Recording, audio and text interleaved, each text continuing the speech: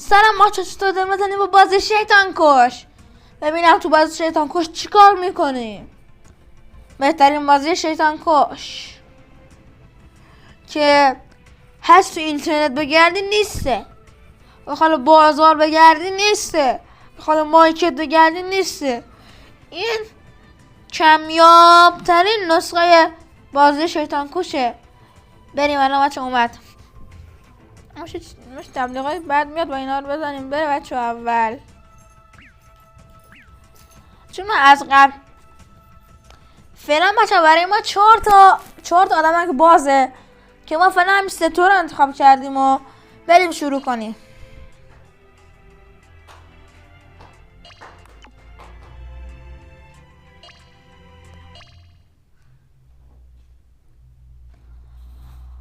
بچه شروع شد.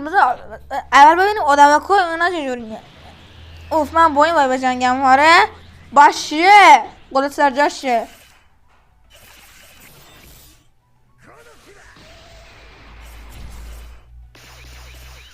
خب آدم اگه باز کنم آدم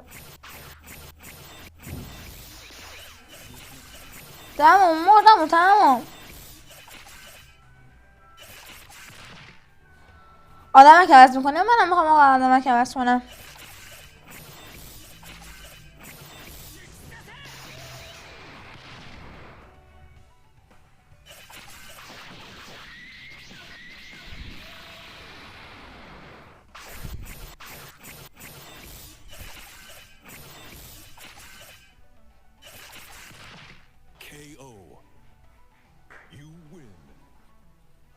یس بچه بردیم پشمام. اینم شانسمون چی بچه. وا این است که اینا رو وا کردیم. خب بچه اینم از ویدیو ما. این ویدیو رو لایک کنید، سابسکرایب کنید و این کامنت زیبا بذارید که من خیلی انرژی میدید تو یه ویدیو بازی دیگه. Let's go.